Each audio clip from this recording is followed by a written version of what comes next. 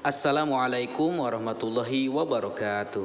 Dalam kesempatan kali ini saya akan mencoba untuk membahas kitab Jurumiyah. Kitab Jurumiyah adalah salah satu kitab kitab dasar mengenai pembahasan ilmu nahwu sendiri, yaitu ilmu yang mempelajari tentang prinsip-prinsip kaidah bahasa Arab gitu ya, baik dalam i'rab ataupun dalam binanya. Ini adalah video yang pertama.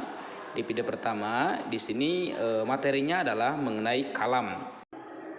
Al-kalamu huwal labdul murakkabul mufidu bil wada'i. Kalam ialah lafaz yang tersusun dan bermakna lengkap. Jadi maksudnya kalam di sini menurut istilah ahli ilmu nahwu ialah harus memenuhi 4 syarat. Syarat yang pertama yaitu lafaz. Definisi atau pengertian dari lafaz yaitu as-sautul mustamilu ala ba'dil hurufil hijaiyah. Ucapan atau suara yang mengandung sebagian huruf hijaiyah. Contohnya kitabun. Nah, ini disebut dengan lafaz karena kita lihat tulisan ini kitabun terdiri dari huruf-huruf hijaiyah. Kaf, ta, alif, ba. Kitabun. Ini disebut dengan lafaz yang artinya kitab. Kemudian majlisun, ini artinya majlis atau tempat duduk. Kolamun artinya fena, masjidun artinya masjid dan sebagainya. Jadi suara seperti kitabun, majlisun, masjidun, kolamun itu termasuk lafaz karena tulisannya itu terdapat atau mengandung huruf-huruf hijaiyah. Nah, bagaimana dengan suara ayam, suara bedug, suara kaleng, suara petir, suara mesin dan sebagainya? Apakah itu termasuk lafaz? Itu tidak termasuk lafaz ya, karena seperti suara-suara yang tadi disebutkan itu tidak mengandung huruf-huruf hijaiyah. Syarat kalam yang kedua yaitu murakkab, artinya tersusun. Definisi atau pengertian dari murakkab yaitu ma tarakkaba min kalimataini fa aksara. Artinya ucapan yang tersusun atas 2 kalimat atau lebih. Contohnya Zaidun qaimun. Kalimat pertama Zaidun, kalimat kedua qaimun. Jadi ini tulisannya tersusun. Nah, ini disebut dengan murakkab. Zaidun qaimun artinya Zaid berdiri. Contoh yang kedua Allahu akbar. Yang pertama kalimat Allahu, yang kedua akbaru. Nah, ini disebut dengan murakkab juga. Artinya Allah Maha Besar. Kemudian yang ketiga yaitu subhanallah. Ini juga termasuk murakkab ya, karena tulisannya terdiri dari 2 kalimat. Subhanallah artinya Maha Suci Allah. Jadi kalau 1 kalimat saja bukan termasuk murakkab. Yang dimaksud dengan kalimah di sini ya dalam bahasa Arab yaitu sepatah kata.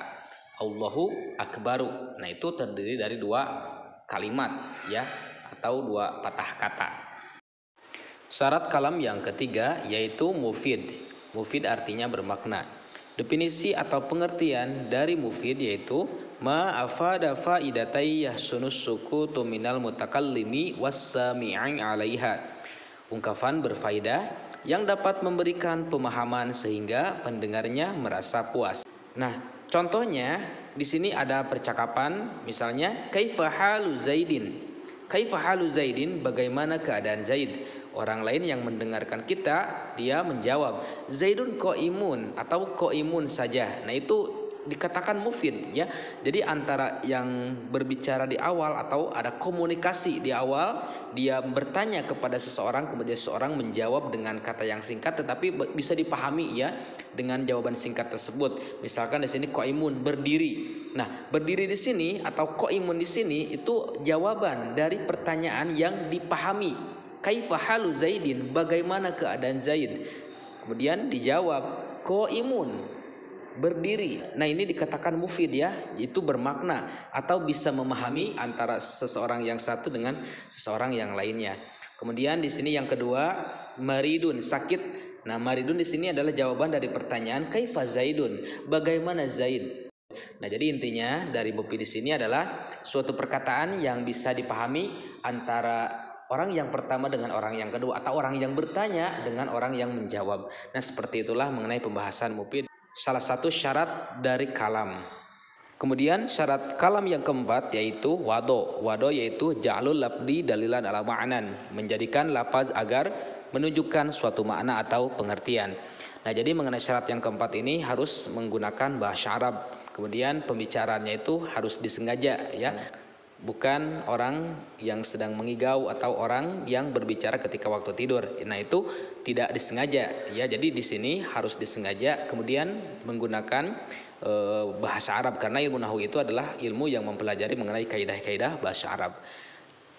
Nah, mengenai penjelasan yang tadi dijelaskan dalam kitab Imriti dalam nadom, kalamuhum labdun mufidun musnadu wa kilmatul labdul mufidul mufradu. Kalau menurut mereka atau menurut para ahli nahwu ialah suatu lafaz yang digunakan untuk menunjukkan makna yang bersifat musnad atau tersusun, sedangkan kalimah adalah suatu lafaz yang digunakan untuk menunjukkan makna yang bersifat mufrad atau tunggal. Nah, jadi kesimpulan dari pembahasan tadi mengenai syarat kalam itu harus memenuhi 4 syarat. Yang pertama lafaz, kemudian murakkab, kemudian mufid, dan terakhir wado. Nah, itulah mengenai penjelasan materi kalam ya, atau syarat kalam yang dijelaskan dalam kitab Jurumiyah dan kitab Imriti. Sekian dulu, assalamualaikum warahmatullahi wabarakatuh.